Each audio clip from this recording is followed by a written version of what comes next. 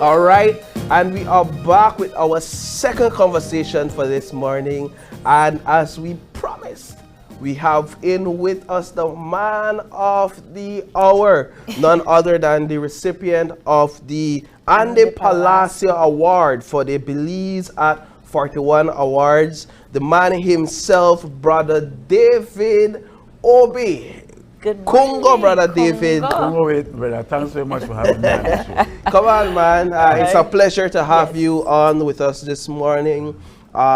You are a storyteller. You are one of Belize's historians, if I may call you that, as well as a musician, one of the renowned musicians here in Belize. And this morning we're here to talk about your music, to talk about the history of your music, and to talk about your contributions in that regard. So first of all, let's start with talking about what this recent award means to you. The Palacio Award, having contributed to music in a significant way here in Belize. Well, awards are always really nice, you know. It signals to yourself that people appreciate what you do, you know. In this case, even more special because I'm the Palacio Award, and me and Andy, at one time, we were the two musicians who carried the original music of Belize to the world. You know, we did a lot of tours in Mexico, America. We had the same producer, Patrick Barrow. Okay. You know, Brother Patrick Barrow. So a young man who spent a lot of finances, you know, getting the Belizean music going. A lot of people don't know today, right? But we done the tour, people anyway, the promoter at the time. When I first meet Andy, I made do and show the one of the schools at Dangwiga. And this young man walk up, and I could see he had a different attitude, you know, I mean, he had the guitar up on his shoulder and everything. He had that attitude, like I did at one time. And he walk up and he said, Brother David, I'd really like for doing singing at the show. I tell him, no problem, but I said, just make a fit you in because we already have one program. He said, I want to wait right here till I get my chance. And when he get a chance, I tell him, go ahead, my brother, and just please the people. He got up and he done a song by the name, The Struggle Continues. The struggle goes on, the struggle goes on. I'm really impressed with that song because normally you never hear Belizean musicians sing that type of a message for start with. And the music way they play behind the song, they never want punta rock music, they want world music. It really sound interesting, right? So that catch me right at that moment. I said, this young man, he have a different approach to the whole music industry where we deal with. And another time, we did tourism, just when they started in Dangwiga, November the 6th. And we had one stage in front of the Barclays Bank at that time, in front of the police station, and then I'm the MC. He still never know as a musician, right? And then I'm the MC. And I remember when I do the song Children, usually in that song I use one rock song for my guitar, I play rock music also. And normally if you do that, if you make that song that Belize, the unusual song, it kind of nice, you know, people kind of like cringe from it because they're not used to that song, right? But when I put it on, Andy may appreciate it. I noticed that he moved towards it and he made excited. I say, all right, that's another good point about this musician. And also, when we had the first 18th night, he invited me to be a part of that show. So, free involvement may always be very, very positive, you know. So when I get the award this year, I'm a pleasing kind of feeling to get the award. Brother David, you moved to the United States at a very young age, and you kept your culture alive through music. Talk to us about that journey. What inspired you to keep your Creole culture through music while you were in the United States? Well, I grew up in Dangwiga, right? And in the days, we never even have, only the main street had electricity. When I got to school, and I'm in the right pan slate. I can give an example how far I work. What a slate? I have to ask you that. No, for real. That like slate, that like skin? Like the black rock. Something with a right pan. That's what I mentioned because a lot of people don't even know about slate, right?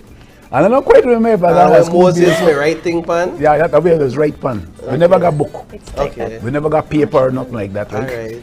But the good thing about when you write pan slate, right, when the teacher gives you write it down, when you're done, you have to erase it off with the next subject. That means you have to maintain very, very good. And I think that had a lot to do with people grow up in a time with maintenance, kind of, our brain get trained for maintain things up, be focused for a long time. Wow. We made talk about going to LA, right? When I come, left and Dangriga, I've gone to Ghana High School at technical, and after that, like most people after finish high school, we take one trip. My mother, my parents, and my dad America, so I decided to take that trip to right, and we're gone.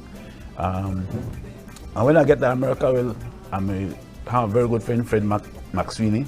Next day, he carry me get one job. So I always have a nice job, you know, and it never take me long after that to find my way to the music scene. Okay. You know, eventually I get to a guy by the name of Norman Joseph. We made like the second band ever made in Los Angeles, Belize band. We had one band before we, right? And we used to do cover tunes, on the R&B and things like that, and we play for the Belizean people. And I did enjoy that for a long time, and eventually I decided I wanted to make my own band. I started listening to rock music and different kind of genres of music, and I wanted to do other music, because once you're in the band, you have to do like where the band require, and the band just require Caribbean music and some R&B in between, you know. From there I moved and I gone to New York. I played with Norman Sigeri band, and I also found my own band in New York.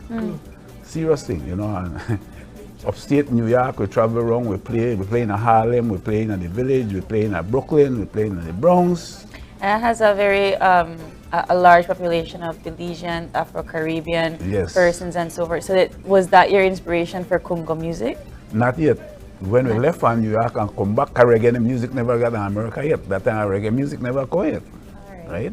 So when I left New York and we got back to LA, here reggae music in New York, but I never follow it up. But when this music come back down to LA, no. After the round a little while, I decided, you know something, make one reggae group. So I make one group by the name of Unity. Consists of me, Raymond Barrow, Lesman Sosa, and Craig Tamblin, who Afro-American brother. And we were part of the reggae scene. We opened for some of the big acts, and we had to play all the local clubs then on Sunday night to try again with followers, you know, because they don't give no Friday night and Saturday night if you don't got followers. So we had to take all the bad night then for build up with. So I've gone through all of that, you know what I mean? People still know, but they don't know where all the struggles, for get to this point, right? And anyway, and this was not in the days of social media where you could just put your music and out there and get followers. The only thing we had then was the tape recorder. Wow. So we did the first Bob Marley Day concert. We're big now in Los Angeles. We are part of the band that did that, right? And then we record that show, and then they give me a copy of that. I still have a copy of that on cassette. That fascinating to me, because now you're there on cassette with other bands, and you help you go, right? And as I gone on, I decided one night we got to listen to Dells and the Sensation, which I mean like one of the older group than for we group. And then by me they play reggae already and everything.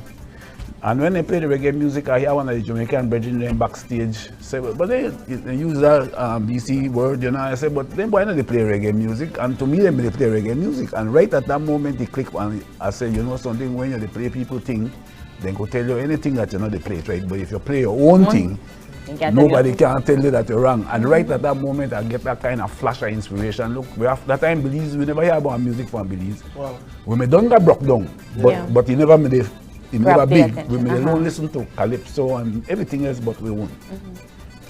And I decided to meditate on that for a while, and when you look, the word Congo come up. Congo is not an English word, that's one more African word. It means let's go, it's plural, it's encouraging, it's togetherness. I said, good, make we work with this. And I saw the word Congo turn into Congo music. I decided, no, I want to make one album for go along with this music. And I started working on my first song one song by the name of Children. Still have it today. We played in a 31st. And then from there we got to a song named Experience, which I'm a reggae because I'm a reggae at that time. And when I put in for get one album, and I want somebody to finance my album, I started working on my album, and eventually Big Time Record take it up. That time I bring this just because a lot of people... Woo! That's the history. Yeah, this is a real history. That's the history right As there. a matter of fact, yesterday I got a call for this album where somebody want to pay like $300 for if they could get easily. US That right there. Easily, if they man. could get one of them. And Unfortunately, I don't have one lot of them. Yeah. Because this is from 1984. Well, listen, sir, if you don't have a lot of them, then you need to up the price. You need to up that price. Beautiful! This is where a lot of people, this is where a record See now we use flash drive and all that, this is what we Yes. used to use. Not in even the that no more Spotify. SoundCloud. Yeah. Beautiful. And then about I must say about what? Last 2 or 3 years ago, some people called me again. They wanted to remaster it and do it over. Wow. And this is like the second edition now. Some color. So this is our first edition. Yeah, and this is the second Do edition. you know how much? Listen, you've upped that price. And this how this record record look, right? Wow. So, Beautiful. I decided to bring So- this because I want the experience so people still didn't think. Yeah, man. First, man. first We edition appreciate is this. in my hand, Yes. and you know, you have the music back here. He have the dub version. This is a museum. Dancing. Museum. He worthy have artifacts. players Yeah, of yeah. the instruments at the back. He have the songs. He have so much at the back. He have And right. I that album I did that. I did my whole album by myself. I did all the taping, all the typing. The front picture that by a guy named Junda, one of the amazing painter, Belizean painter. He painted the album for me. So what other This good is- state for are for you? This is the second album. Wow. And Congo that's still music. rap. Yeah, this is the second album. Now check this out. The same painter will paint that one. I tell him, boy, I want you to paint the Lee house where I grew up in that Dambriga for me. Yeah. He never see the house in his life, you know. And when the brother paint the house, it looked just like the house. Matters. Well, but I said, boy, that may want inspiration. When he looked on the house, I said, the right so this Lee house look with the kitchen outside just like that. So what was the distinguishing features? What is the distinguishing features of Congo music? The drum, of course. The percussion, that are Africanist, right? That are African. Most of all I emphasize with Africanist in the Well, music. yes, you have it right here on the album. The continent. The Yes. Yeah. See? See it right there? So the person where they ride the lion have a guitar in it. Yes, I. Jumping we're not- over we're the not house. talking about that. That's look all it, fine. look it, like right there. See, there's a guitar, and then this is the person on the guitar, and then the map of Africa riding the lion. They jump over the house. Yes, I. And then the percussion, of course, the African element, and then I add the reggae bubble, and I speed it up. And with piano, we use from some of the Caribbean music. And the lyrical context basically come from reggae music itself, kind of positive. We used to do rock music. When we represent Belize as one rock group one time, downtown Los Angeles, me and Manny and Lim. But as we get older, we realize it. I mean, like I said, this is no we. Yeah. And I remember the first time we got a record with 3-piece group, you know, the white guy tell me, you know, he said, what, he hear our accent, he said, where you guys from? I said, we're from Belize. He said, well, why wouldn't they play this music? Yep. But we never want to hear that, because we play rock music. You know, that time, you know, young, you want to do what you want to Yeah. do. So we got ahead and we did the first recordings that we out in the valley. But I couldn't see this guy, me kind of want to know why we play this and we got our own music. Yeah. But anyway, that bring me to, we did a lot of opening for the reggae shows, and eventually I get one contract with Big Time Records for distribution. By the time I get that, I almost had ulcer. Wow. Because a lot of stress when you deal with anything, right? Yeah, You of know, course. even for drive go, the Hollywood that are 45, 30 minutes drive, that alone, Belize people don't realize, just to go drive, they want freedom, you know. Because when you're in a traffic every day, it's stressful. But anyway, we make it to that point, and I decide, you know something, I going home. I know the word this. This is too much, everything I done on my album, I going home with this. And when I come one time, God, the people may appreciate it, and the rest are like history. so to speak. Now I know that you, in your music history as well, you have a line of family members that have followed in your footsteps. Yeah. You have your son, Ras Indio, Yes. correct? Yes. And then I know this generation also knows of Phoebe, Yes. World 4. Yes. He's See, your grandson. You into no, probably my youngest son. He's your youngest My son. youngest Of son. course. I most young Belizeans know of Yeah, Phoebe yeah. carrying Yeah. on the legacy. Of Yes, course, I- he more into the younger generation, music, yeah. reggae and dancehall and that sort Yeah. of stuff. Did you have any buddies' footsteps to follow? Like, did you have? Was your parents or anybody before you musically I inclined? think good question, because you know when I'm small, we used to go one of them big sousaphone thing, we pop in the room, right? Yeah. And I used to play with that, and I guess I got my mouth organ, but we never got nobody in no band, because at the time we never really got bands as such. Then later on, I get to hear that my grandfather used to play in a band, but quite natural, I never get to see or hear that. So I never had one immediate person Okay. they influenced me as such. But remember, I grew up in a Dangiga where music always play. So like that I'm it right there.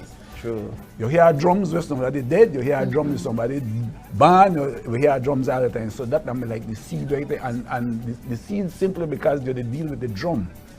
So you hear the root foundation of the music for your smile. They're not like you hear symphony keyboard and you hear drums. So I'm sure that played one big part in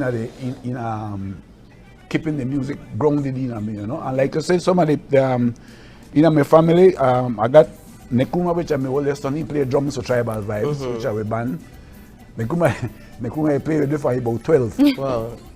I hope he get rich one of these days. Well, he could buy one big house for himself and say, well, all right, he may worth it, you know what I mean? And then I have Per, which is a Garifuna drummer, but you know, a bass man, super drummer. And he play bass with and do vocals. So, and we have Arta, and I have Chago, Harry Thompson, where I used to do with Songs Incorporated. On this latest album now, he the instrumental person on it, you know, he done a lot for this album. That's Harry Thompson. And then who else? Then Phoebe, like you say. Yeah. Well, Phoebe they do a lot of administration for, you know, because the technological thing he understand that. Plus he do music. Yeah. You know, so I myself get a lot of help for reach this point. You know, just reach this point by your own. You get a lot of help from people along the way. One brother by the name of Jonesy, he's my original bass player for Tribal Vibes too. I like calling people a name because like plenty of time people don't know that they do so much for help the music, right? And then we have I want to thank Amanda also and thank Mikado for helping with the Igbo tongue. Yeah. There are people who help with the Igbo tongue concert, and also the Ministry Culture, Mitch and the team. Perfect. I like try thanking people because you forget when the interview done, you forget that you're not thankful. So I try to take advantage of it right Yes, now. of course. Yeah, but anyway, that basically, I hope I answered your question. You did. And unfortunately, we are out of we time. are out. Already, okay. Already. But I mean, it's such a appreciate them. treat Yeah. to have you on set and to have you bring some of these lovely gifts for us to take home. I'm just kidding. This your work song, music. This work song money. Well, just before we go, Yeah. I mean, we also extend the whole idea now into T-shirts and Belizean products. Okay. Because of the song Belizean product is so effective, period. And the song of we. Yeah. The song of we and everything. So now we did our marketing agency. A young lady by the name of Miss Liz Bandman, really into where we do. She understand clearly where we do at this time and decide we have to put some effort into it. Love the shirts. So hopefully you know order one couple of shirts. Of course. Yes, I have Can we to. not get to the point yet where we could give it? Yeah, that's No, okay. that's okay. Because our We have pilot. buy first. Yes, our pilot project, but it look good. It So where you sound could good. get them there right now, you know? I want is like I just asked me that the number for call is 615-2470. 615-2470. And somebody want answer the phone and they'll talk with you, and from there you can make all the arrangement with you. This is our different part. I do music. This is our different part of the business. Somebody to This market is the for you. way the world is This- going right exactly, now. Yeah. exactly. All right, well, Brother David, thank you so much. Thank you guys so very much much for for having joining me. us. And, I always enjoy coming to Channel 5. All right. And with that, we're going to take a next break, and we get back guilty with explanation. Oliver Samuels, you don't want to miss that one. Stay tuned. With the music.